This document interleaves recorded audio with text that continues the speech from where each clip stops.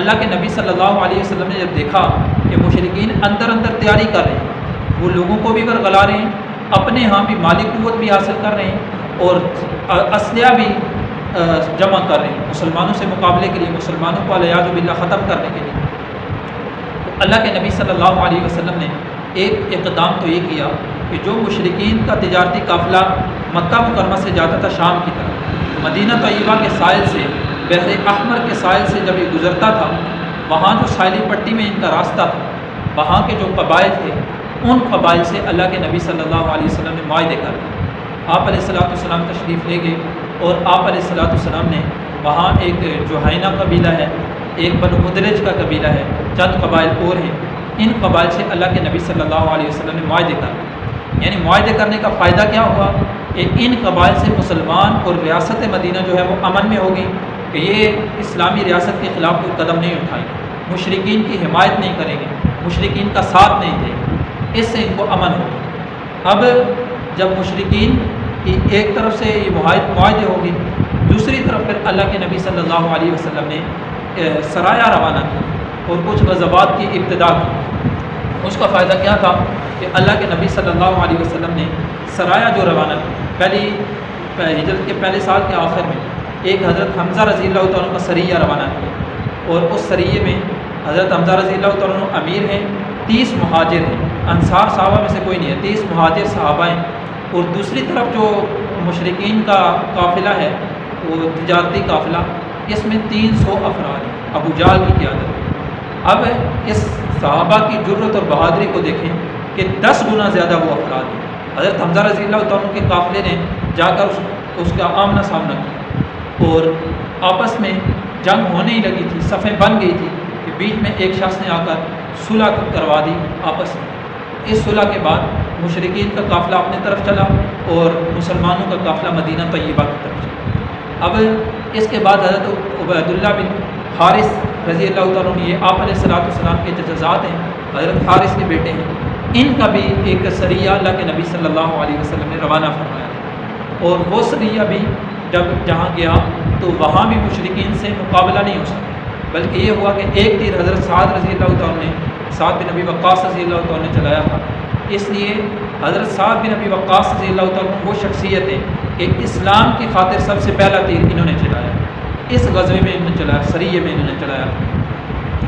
اس میں بھی باقی جنگ نہیں، باقی معاملہ صلح پر۔ اب یہ جو اللہ کے نبی صلی اللہ علیہ وسلم نے مختلف قافلے روانہ کیے، اس کا فائدہ کیا ہوا؟ ایک فائدہ تو یہ ہوا کہ مسلمانوں میں جہاد کا شوق اور اپنی اسلام کی آزادی کے لیے، اسلام کے دفاع کے لیے ایک جذبہ پیدا ہوا۔ پھر دوسرا، کفار پر، مشرکین پر ایک روب پڑ گئی، یعنی اسلامی لشکر کا، اسلامی سلطنت کا ایک روب ان پر پڑا۔ پھر یہ ہوا کہ جو جس علاقوں میں مختلف علاقے جو تھے مدینہ طیبہ کے گرد و نواح،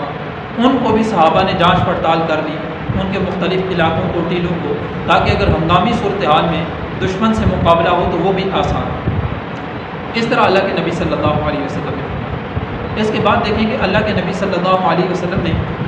سرایہ کے ساتھ ساتھ غزوات کی بھی ابتدا کی۔ آپ علیہ السلام نے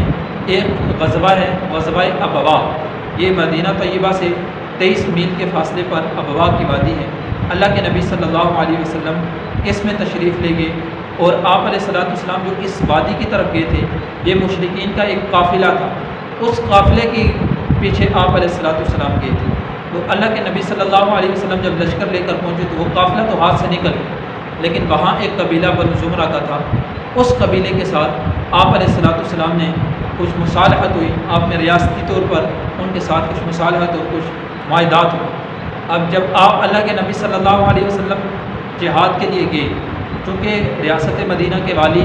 آپ علیہ السلام ہیں، امام آپ ہیں، تو آپ علیہ السلام نے پیچھے مدینہ طیبہ میں حضرت سعد بن عبادہ رضی اللہ تعالیٰ کو والی، حاکم، قائم مقام بنا کر تشریف لے گئے۔ تو اللہ کے نبی صلی اللہ علیہ وسلم اس غزوے میں بھی تشریف لے گئے۔ اب دیکھیں اللہ کے نبی صلی اللہ علیہ وسلم نے جب مشرکین کی چالوں کو دیکھا، اسلام دشمنی کو دیکھا، پھر انہوں نے شروع ہی سے اللہ کے نبی صلی اللہ علیہ وسلم نے اس کا مقابلہ شروع کیا، اور اس میں جو اس راستے پر جو قبائل تھے ان سے بھی آپ علیہ السلام نے معاہدے کیے۔ اور دوسری طور پر دیکھا جائے تو کوئی بھی قوم جو جنگ کرتی ہے اس میں بنیاد یہ ہوتی ہے کہ اگر مالی اعتبار سے وہ قوم مضبوط ہو، کیونکہ مالی وسائل کی جو ضرورت پڑتی ہے وہ مالی اعتبار سے اگر قوم مضبوط ہو تو وہ وسائل بھی اکٹھے کرتی ہے، اس کے لیے اسلحہ ہوتا ہے، اس کے لیے دیگر جو اسباب ہیں جنگ کے وہ ہوتے ہیں، اس کے لیے دیگر قوموں کے ساتھ مصالحت اور ان سے معاہدات ہوتے ہیں۔ اس میں بنیاد اگر دیکھا جائے تو اسلحہ خریدنا ہے، اس کے لیے بھی مال و دولت کی ضرورت ہے، اگر دیگر اسباب کو جمع کرنا ہے اس کے لیے بھی مال و متاع کی ضرورت پڑتی ہے۔ اس کے لیے اللہ کے نبی صلی اللہ علیہ وسلم نے ان مشرکین کا جو تجارتی قافلے تھے ان قافلوں کا پیچھا کیا تاکہ یہ تجارتی اور معیشت کے اعتبار سے ان کی مضبوطی نہ ہو، تجارتی اور معیشت کے اعتبار سے ان کو ایک ضرب لگے جس کی وجہ سے ان میں کمزوری آئے اور پھر مسلمان ان کا ڈٹ کر مقابلہ کریں۔ یہ اللہ کے نبی صلی اللہ علیہ وسلم نے اقدام کیا۔